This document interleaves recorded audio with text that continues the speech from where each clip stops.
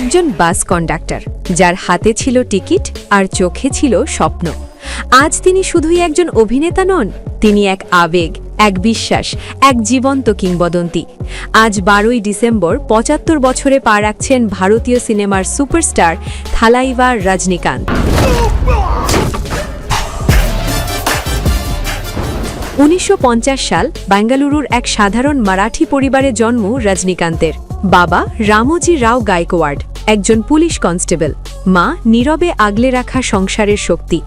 6 বছর বয়সেই বাবার অবসর। শুরু হয় জীবনের কঠিন অধ্যায়, কখনো কুলিগিরি, কখনো কাঠের মিস্ত্রি। জীবনের সঙ্গে লড়াই তখন নিত্য সঙ্গী। জীবিকার খোঁজে যোগ দেন বেঙ্গালুরু ট্রান্সপোর্ট ডিপার্টমেন্টে বাস কন্ডাক্টর হিসেবে। কিন্তু এখানেও তিনি আলাদা। টিকিট দেওয়ার নিজস্ব স্টাইল, আচমকা সংলাপ আর চোখে মুখে আত্মবিশ্বাস।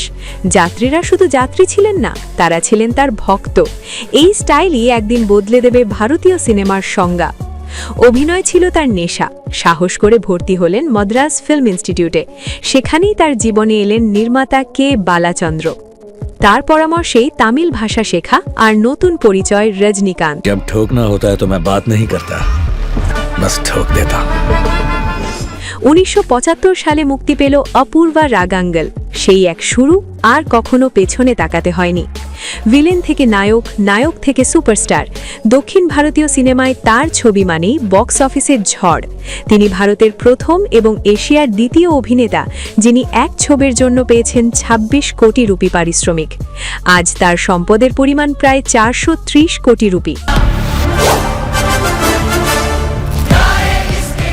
কিন্তু তবুও তিনি সেই আগের রজনী, সরল, নতজানু, বাস্তব। নতুন তারকারা আসবে, নতুন রেকর্ড ভাঙবে, কিন্তু থালাইভা মানে একজনই। তিনি শুধু তারকা নন, তিনি আশার প্রতীক। এক আম আদমির গল্প, যা শেখায় স্বপ্ন দেখলে আর বিশ্বাস রাখলে অসম্ভব বলে কিছু নেই। 75 বছরে পা রাখলেও রজনীকান্ত আজও অমলিন।